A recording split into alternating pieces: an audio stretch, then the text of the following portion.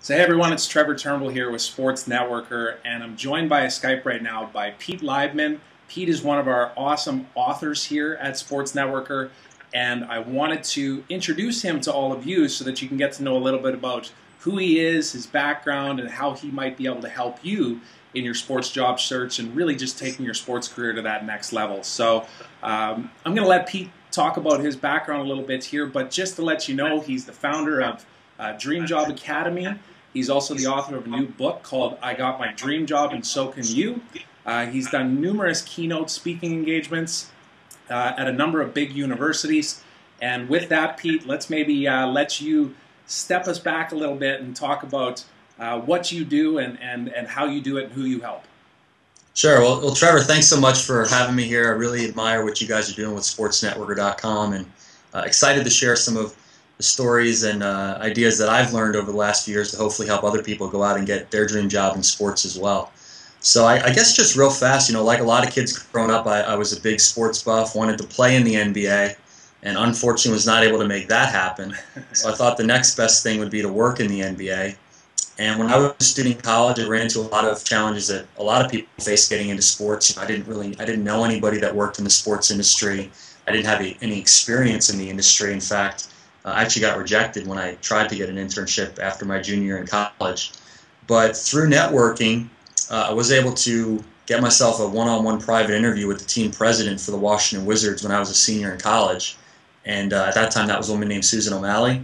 1 week after that interview, the Wizards offered me a full-time job to work in their front office. Wow! And I had the privilege of working for them right out of college. It was an amazing experience. So you were pretty young then, obviously.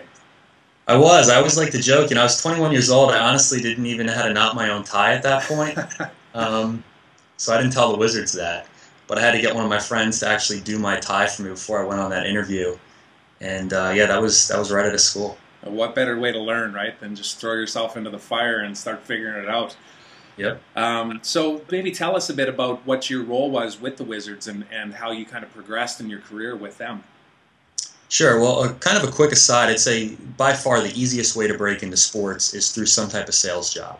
If you look at the Wizards and really any pro sports franchise, you're going to see that the majority of the jobs in the front office have some type of revenue generation component.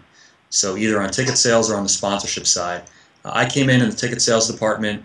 My main responsibility was to create programs that were going to increase attendance at home games and ultimately generate more ticket revenue for the franchise.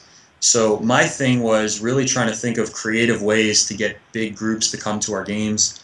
I didn't want to be out there trying to sell 2 tickets or 3 tickets at a time. My goal was, what type of program or event can I create around our product, the NBA, that is going to allow us to get 100, 500, 1,000 people out to a game. And probably the biggest program that I created was something called the Washington Wizards Sports Careers Day, which was a live event at the Verizon Center each year, where we'd have executives in sports talk about their careers and how students could get started. And the catch was that in order to attend that program, you had to buy a ticket for the game that night. Gotcha. So we marketed it to schools. We had about 5,000 students that came out the last year that I was there. And that was one example of what we did to really create a unique way to get people to come out to our games. So you found ways then to add a little bit of extra value, right? Even on top of just attending the game and watching it for the love of the sport, right? I think it's a really creative way to do it, obviously, because people are always looking for good information, right? So absolutely. Did you guys have your own executives, or did you bring in people from other teams as well, or was it all just Wizard staff? It was primarily Wizards staff, so I had the privilege of being the MC, which was a little overwhelming the first time I did it because I'd never spoken to more than 15 people, and I was suddenly speaking in front of 1,500. So that was an interesting experience, but ultimately propelled me into my next career.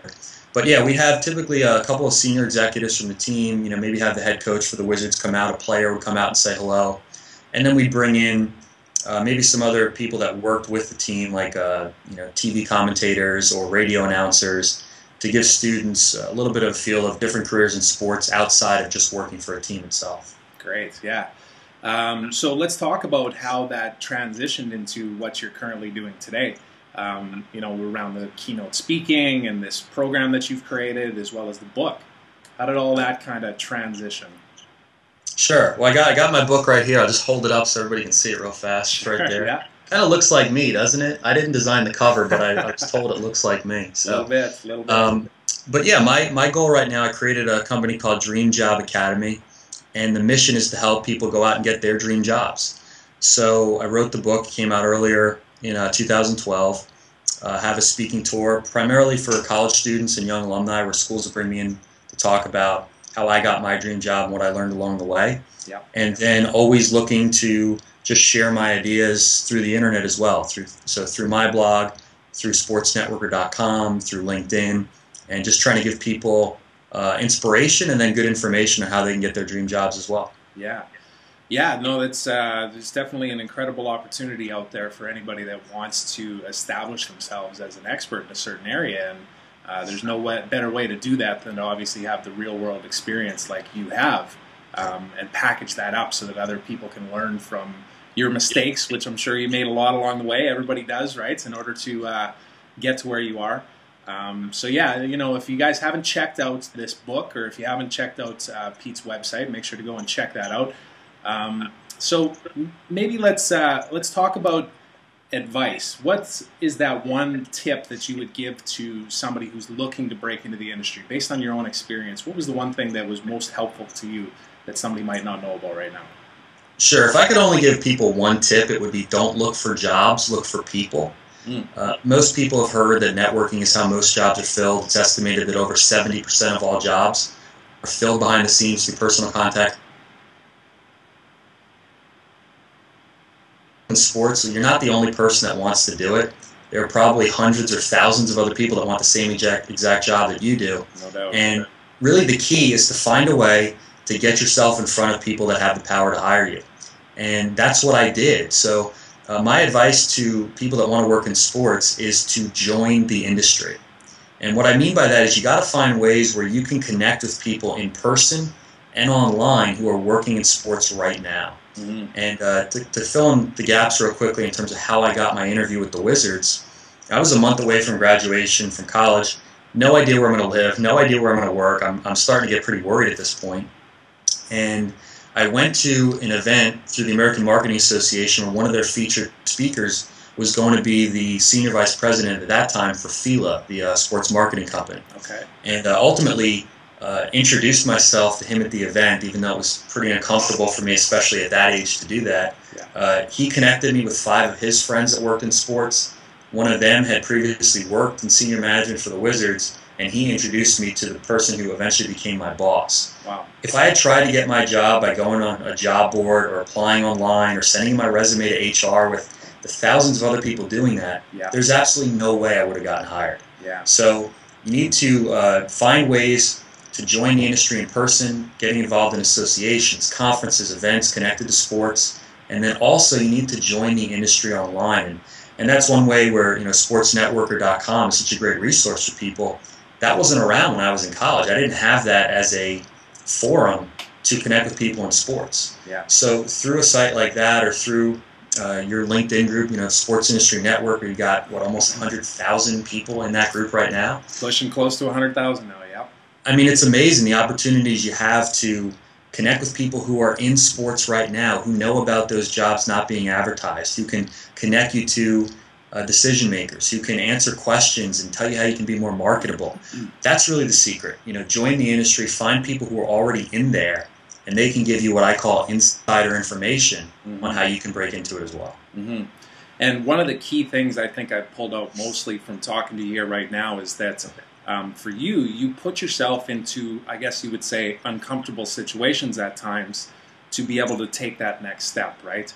And I think that's probably one of the biggest fears that a lot of people have is, you know, everybody knows that there's an incredible amount of competition in trying to break into the industry. There's thousands of people applying for every job, it seems, right? So what is that little bit that's going to help set you apart?